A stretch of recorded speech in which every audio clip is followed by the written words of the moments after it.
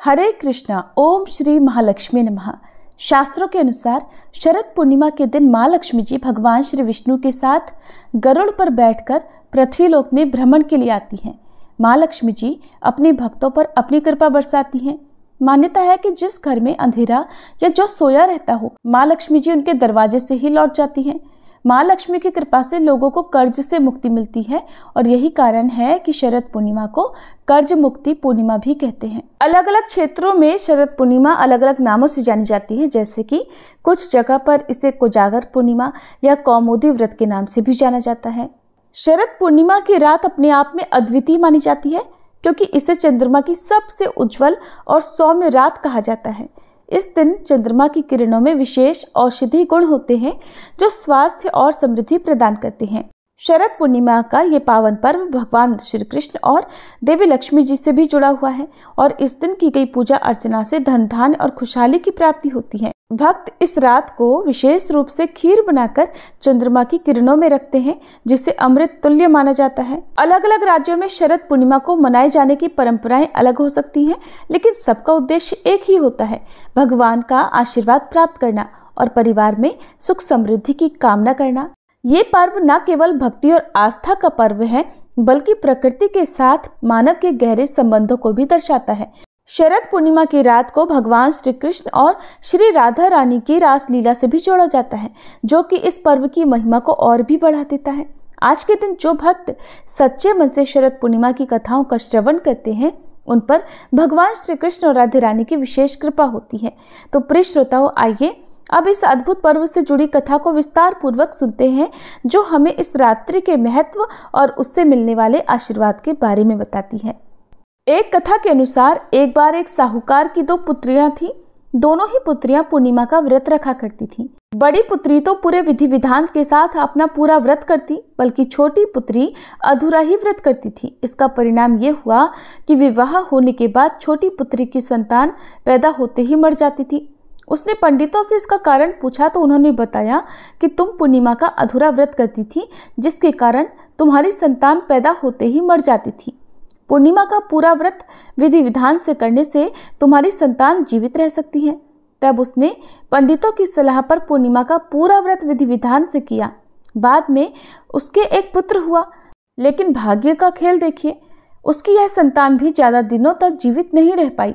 अपनी इस संतान को भी मृत देखकर छोटी बहन के पांव तले जमीन खिसक गई। लेकिन इस बार उसे लगा कि शायद से उसकी बड़ी बहन के पुण्यफल उसके पुत्र के प्राण वापस लौटा दे, और ऐसा सोचकर उसने अपनी संतान को एक पटरे पर चादर से ढककर लिटा दिया और बड़ी बहन को घर पर बुला लाई।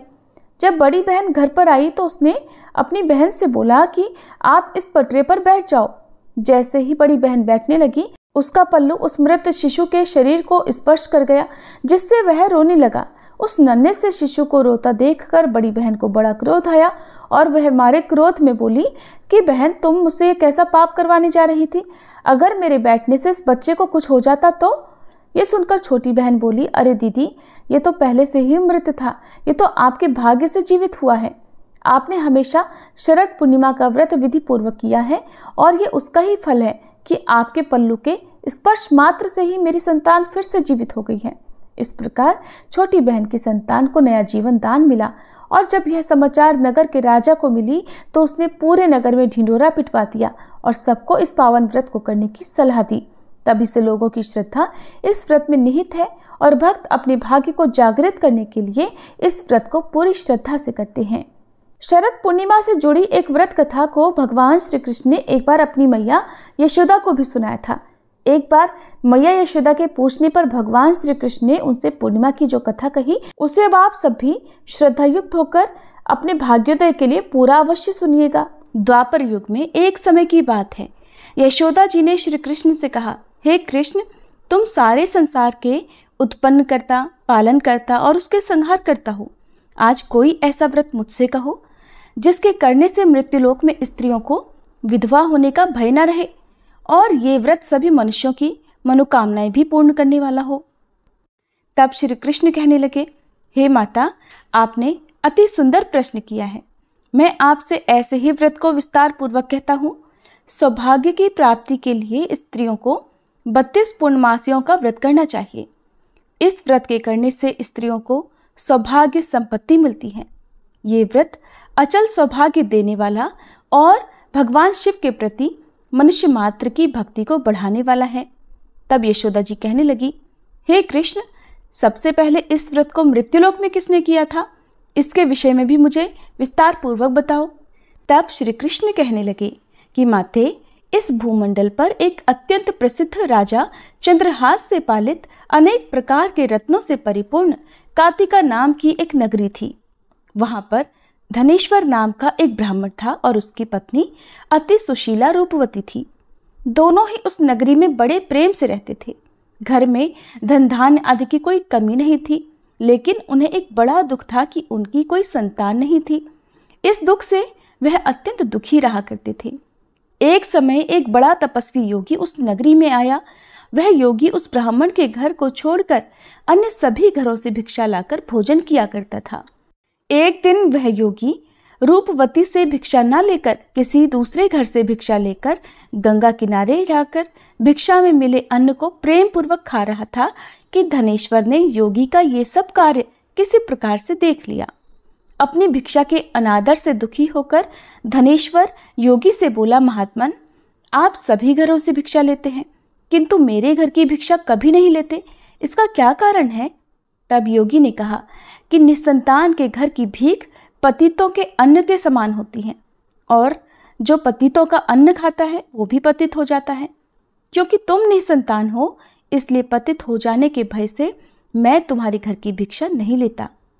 धनेश्वर ये बात सुनकर अपने मन में बहुत दुखी हुआ और हाथ जोड़कर योगी के पैरों में गिर पड़ा और विनीत स्वर से कहने लगा, हे महात्मन, अगर ऐसा है तो आप ही मुझे पुत्र प्राप्ति का कोई उपाय बताइए। आप तो सब कुछ जानने वाले हैं, मुझ पर ये अवश्य ही कृपा कीजिए। धन की मेरे घर में कोई कमी नहीं, किंतु कोई पुत्र न होने के कारण मैं अत्यंत दुखी हूँ। आप मेरे इस दुख को दूर करें। यह सुनकर योगी कहने लगे, हे ब्राह्मण, तुम देवी चंडी की आराधना करो। फिर घर आकर उसने अपनी पत्नी से सारा वृतांत कहा और खुद तपस्या करने के लिए वन में चला गया। वन में जाकर उसने देवी चंडी की उपासना की और उपवास किया। चंडी देवी ने 16वें दिन उसको स्वप्न में दर्शन दिए और कहा, हे धनेश्वर, जा तेरे पुत्र होगा, परंतु वह 16 वर्ष की आयु में ही मृत्यु को प्राप्त हो जाएगा। अगर तुम दोनों पति पत्नी 32 पूर्णमासियों का व्रत विधि पूर्वक करोगे तो वह दीर्घायु होगा। जितनी तुम्हारी सामर्थ्य हो आटे के उतने दिए बनाकर शिव जी का पूजन करना, किंतु पूर्णमासी को 32 की संख्या पूरी हो जानी चाहिए। प्रातःकाल होने पर इस स्थान के पास ही तुम्हें आम का एक वृक्ष दिखाई देगा। उस पर चढ़कर तुम एक फल तोड़कर जल्दी अपने घर चले जाना और अपनी पत्नी से सारा वृत्तांत कहना। ऋतु स्नान के बाद वह स्वच्छ होकर श्री शंकर जी का ध्यान करके उस फल को खा लेगी। तब शंकर भगवान की कृपा से उसको गर्भ ठहर जाएगा। जब वह ब्राह्मण प्रातःकाल उठा तो उसने उस स्थान के पास ही आम का एक वृक्ष देखा, जिस पर अत्यंत सुंदर आम का एक फल लगा हुआ था। ब्राह्मण ने उस आम के वृक्ष पर चढ़कर फल को तोड़ने का प्रयास किया, किंतु वृक्ष पर कई बार प्रयास करने पर भी वह नहीं चढ़ पाया। अब तो ब्राह्मण को बड़ी चिंता हुई। तब वह विघ्न विनाशक श्री गणेश जी की वंदना करने लगा कि हे दयानिधे, अपने भक्तों के विघ्नों का नाश करके उनके मंगल कार्य को करने वाले, दुष्टों का नाश करने वाले, रिद्धि सिद्धि के देने वाले, आप मुझ पर कृपा करें। प्रभु, मुझे इतना बल दें कि मैं अपने मनोरथ को पूर्ण कर सकूं। इस प्रकार सच्चे मन से गणेश भगवान की प्रार्थना करने पर वह भगवान की कृपा से वृक्ष पर चढ़ गया। वृक्ष पर से फल तोड़कर उसने घर आकर अपनी पत्नी को वह फल लाकर दे दिया और उसकी पत्नी ने अपने पति के कहे अनुसार उस फल को खा लिया और वह गर्भवती हो गई। देवी चंडी की असीम कृपा से उसे एक अत्यंत सुंदर पुत्र हुआ, जिसका नाम उन्होंने देवीदास रखा। माता पिता के हर्ष और शोक के साथ वह बालक शुक्ल पक्ष के चंद्रमा की तरह अपने पिता के घर में बढ़ने लगा। देवी की कृपा से वह बालक बहुत ही सुंदर, सुशील और विद्या में बहुत निपुण हो गया। देवी की आज्ञा अनुसार उसकी माता ने 32 पूर्णमासी का व्रत रखना आरंभ कर दिया, जिससे उसका पुत्र बड़ी आयु वाला हो जाए। 16वां वर्ष लगते लगते देवीदास के माता पिता को बड़ी चिंता हो गई कि कहीं उनके पुत्र की इस वर्ष मृत्यु न हो जाए। इसलिए उन्होंने अपने मन में विचार किया कि अगर ये दुर्घटना उनके सामने हो गई तो वे कैसे सहन कर सकेंगे।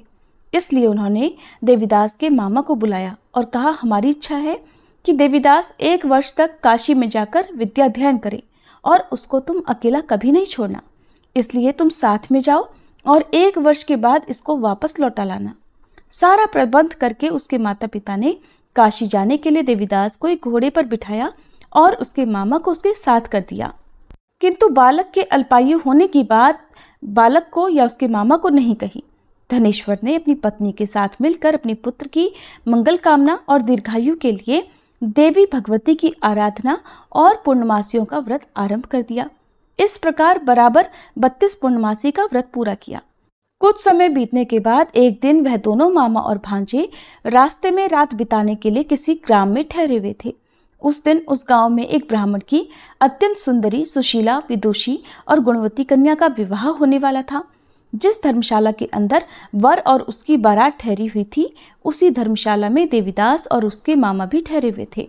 संयोगवश कन्या को तेल आदि चढ़ाकर मंडप आदि का कर्म किया गया तो लग्न के समय वर को धनुर्वात हो गया। वह हिलने डुलने और चलने में बिल्कुल असमर्थ हो गया। तब वर के पिता ने अपने परिवारजनों से परामर्श करके निश्चय किया कि ये देवीदास मेरे पुत्र जैसा ही सुंदर है, मैं इसके साथ ही लगन करा दूं और बाद में विवाह के सभी कार्य मेरे पुत्र के साथ हो जाएंगे। ऐसा सोचकर देवीदास के मामा से जाकर वह बोला कि तुम थोड़ी देर के लिए अपने भांजे को हमें दे दो, जिससे विवाह के लग्न का सारा कार्य सुचारू रूप से हो सके।